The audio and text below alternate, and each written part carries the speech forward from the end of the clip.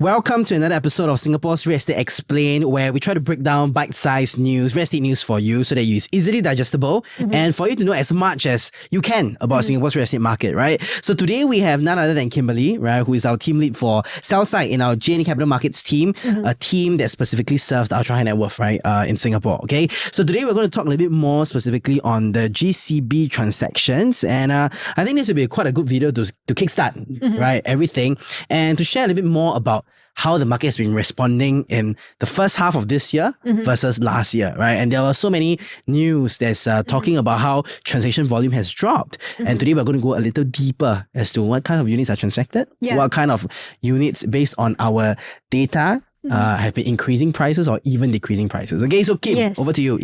Yeah, so we are expounding more on the GCB volume first half of this year. So actually we see that there is a 4 times decrease in terms of transaction volume caveated as compared to last year first half. Yeah. Yes, what are your thoughts about it? I think that it's indeed true that the market now is getting just a little slower with the economic uncertainty, right? I still remember November, December, January, Feb were one of the slowest years in our China market, right? But I believe these 6 were transactions that were caveated, right? Correct. But in actual fact, based on our data and our analysis, I think there's close to 10 really that's been transacted, right? Yeah. All right, because there are some off-market listings that have been sold, or there's even some uncaveated listings as well. Yeah, but more than half of it is slow, Okay, so here's a full list of the caveated transactions for the first half of this year. We see from January all the way to June of 2023. So other than 2 name transfers in this list, I'm not going to name names, but the rest were all pure resale transactions. And also we have 4 others that we know that are not caveated. Maybe they're in the midst of, let's say, is a longer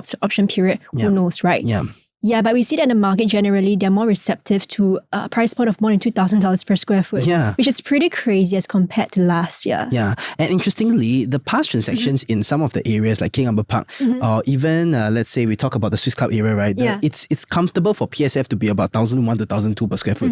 But this year, what we're seeing is that it seems like it's more of a sell-side market where sellers are very adamant about holding firm on the prices that is close to or even above 2,000 per square foot, even for old and dilapidated homes, right? And name transfers are interesting phenomenon that happens intra-owners, right? And these are just what happens is sometimes, owners want to reorganize their assets a little bit, right? And transferring these assets under each other's name, right?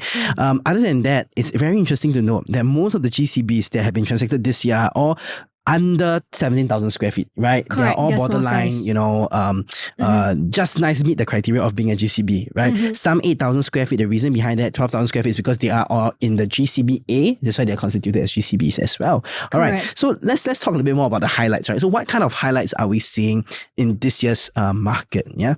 So mainly the highlights is that number 1, all the transactions that you see, even the ones that are name transfers, right, including those, they're regular and cul-de-sac plots. Interesting. So was it something that you anticipated even? Actually, when we were on the ground, we realized that most of them want regular. Not so much of a cul-de-sac plot, but most of them want elevated plots as well, right? But elevated plots, because of its premium, it's harder to be sold because not all buyers want to pay that kind of high premium, right? Because sellers know that they have good premium. But regular, definitely, right? Yeah. Tell me more. Yeah, so the regular and cul-de-sac land plots, right? Actually, we compare it to the first half of last year. We see that there's a lot of away from the road and also say odd shape. And then increasingly towards the end of last year, you see that there are more regular and cul-de-sac plots being caveated. Absolutely. Seems buyers became a bit more selective regarding their choice. And unfortunately, because of these regular and cul-de-sac plots, the attributes are really good, right? You see long driveways, sunken plots, they're also going at similar PSF and getting stuck in the market as well, right? Yeah, interesting. Yeah, correct. So on the second point, the average closing price versus public valuation. So how I derive this number is that, the closing price versus the valuation of the home in the previous quarter. Because let's say if the home was caveated in say February of this year, it doesn't make sense to take the valuation of this year for a conditional smoothing purposes, right? So everything was actually in the plus side, meaning that everything was caveated and also sold at above valuation. 1.8 million above average valuation. Average was 1.8 million. Yeah, it is interesting. So how is the 2022 buyers' behavior, right?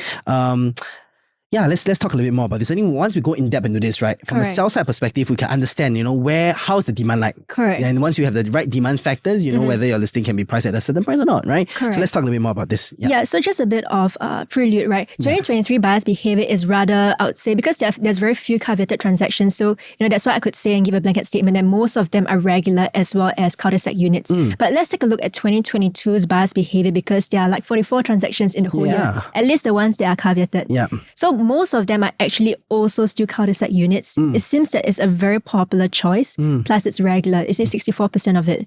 But other than that, the rest of the other homes are also within the cul-de-sac plot, which is, one or two or even three homes within the cul-de-sac. Yeah. The rest are actually, the bulk of it is away from the main road. Other than that, there's only 2 transactions that were along the main road, either main road facing or next to the main road. Interesting. And there are always concerns about GCBs being along the main road. Correct. And also GCBs with elongated driveway, right? Because Yes. once it's along the main road, unless you spend money in blocking out road noise, right? Yes. It's something you cannot change. And secondly, is also if it's a long driveway, right? It's a lot of wasted spaces that some of the future buyers will feel. Correct, right? correct. Yeah. Yeah. So regarding the shape-wise, I think, regular could never go wrong because it's the easiest to build your house on. Other than that, there was just one transaction that was on an elongated driveway. Interesting. It was like a shy bungalow. It was at the back. Yeah. Yeah, so All right. there's that. So let's talk a little bit more about the closing price versus valuation. Okay, so my team and I actually plotted out the 2022 buyers' behavior, closing price and versus valuation. So the reason why we plotted this out is because, certain sellers, they want to, they have at the back of their mind, idea to sell their home. Yes. But they don't know what is the probably expected closing price with respect to their valuation. Absolutely. Yeah. So to get this, as I previously mentioned, right, we got the previous quarter valuation versus the quarter of the closing. Yeah, so and also the closing price. So that's when the closing price was derived, right? So actually we see on average, there's a lot of sellers who made, on average about 1.552 million in terms of profits. I mean above their valuation. So it's quite a seller's market as well. Yeah.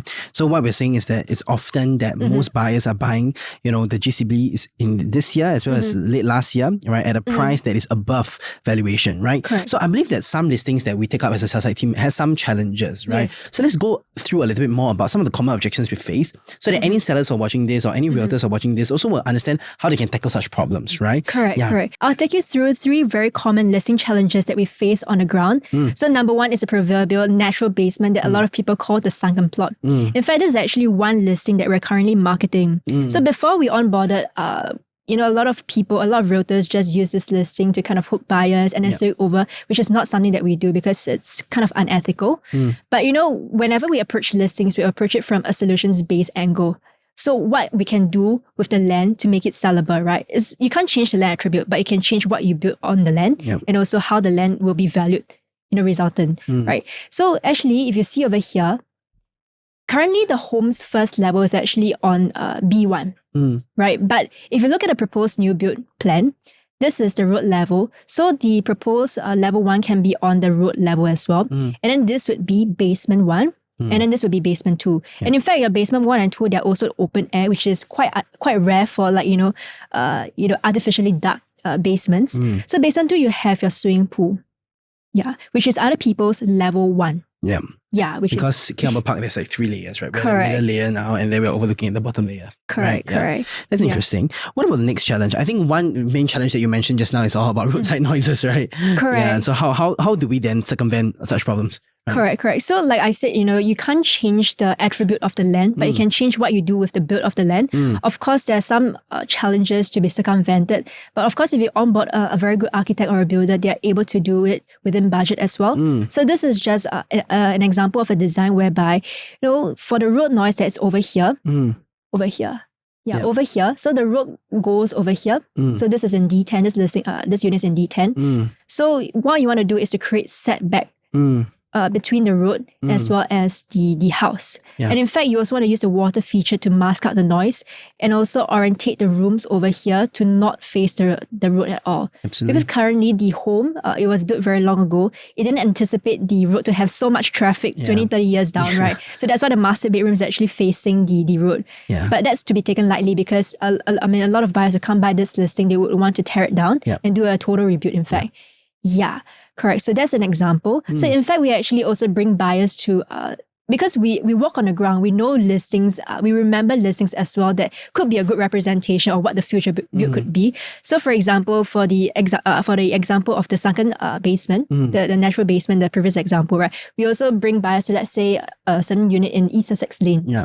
It actually shows you the future. How to maximize the potential. Correct. Right? Yeah. Like that house actually exists. How it looks like. Yes, correct. And for this one as well, we also do the same. All right. And also, this is not a very new thing, but a road reserve. Yeah. Road reserve line. Yeah. I think this is something that is a big no-no for a lot of buyers, right? Especially when there's an RLP there, right? Yeah. So how do we then circumvent such problems? Yeah.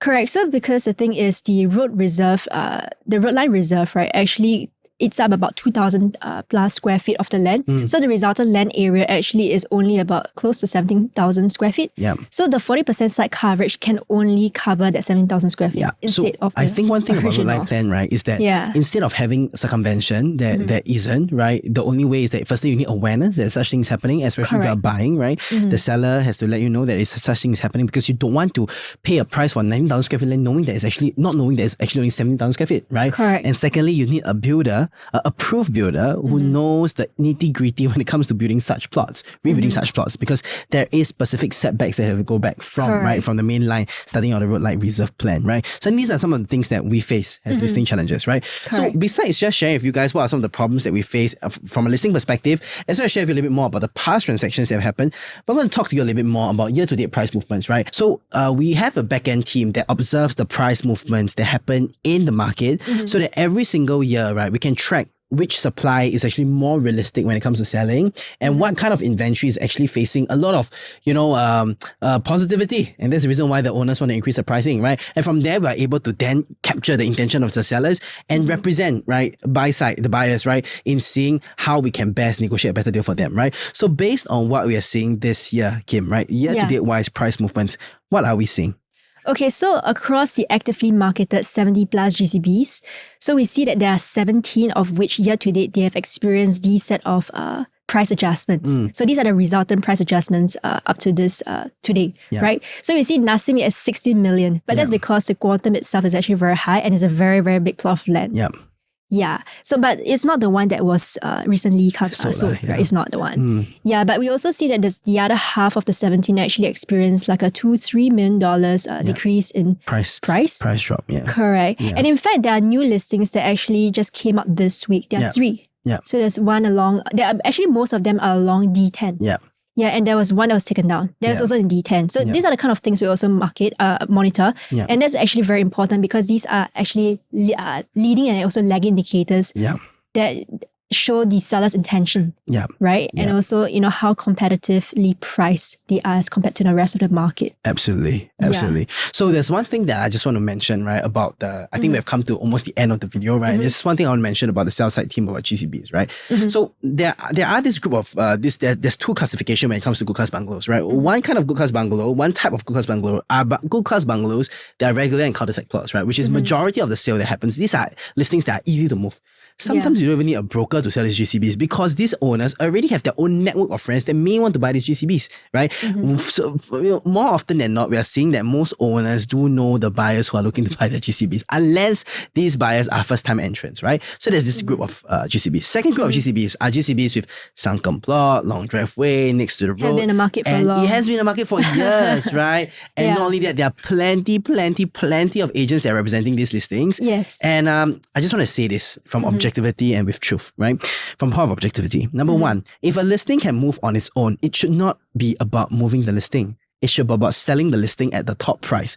How do we maximize the potential? How do we show off the potential of such great plots by reimagining the space? And this is what a good broker would do, right? And if you have seen how JN Capital Markets does our sales side videos eventually, right, you're going to see how we redesign spaces, right? Number 2, right, those listings that are unfortunately of a more irregular land plot, you have maybe a long driveway, sunken plot.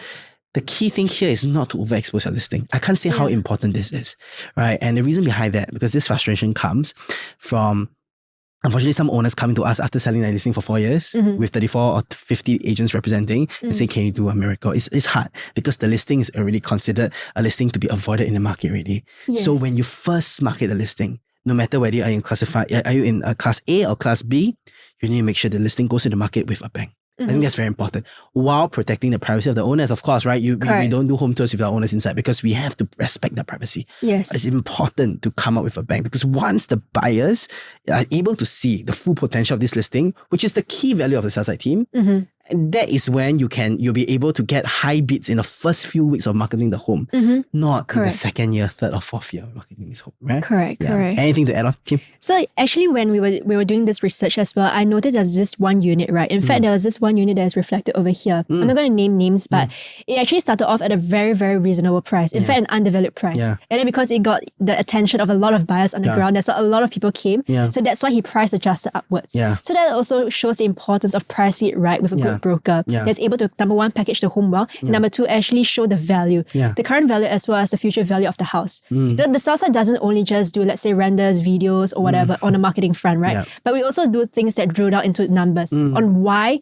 realistically and also numbers driven, right? Why does plot make sense? Yes. Correct. Yeah, so actually that's also a lot of things that we also work with the buy-side team. And with the new design and the new concept to the Good Class Bungalow, it gives the future buyers the flexibility to see that it's a worthwhile deal while rebuilding, right? And all of this work requires the hard work and the unity of the brokers, the construction side, the builders, so many things, the architects and everything, right? We work together as a team to make sure that we sell the GCB at the best price possible, right? Correct. All right, I think we have come to the end of this video, and thank you so much, Kim, for showing us the different price movements as well as how the market is responding this year compared to last year, right? So if you want to see more of this content, right, do remember to join our Telegram group chat. That's going to be right here. Want to contact us about selling your GCB, or want to contact us about getting to know your GCB a little bit more, there's going to be a number here where you can contact, and our client care executive is going to get back to you ASAP, right? Thank you so much for watching till the end of this video. This is Jarvis. This is Kimberly. And we're going to see you for the next one. All right, see you guys. Bye-bye. Bye.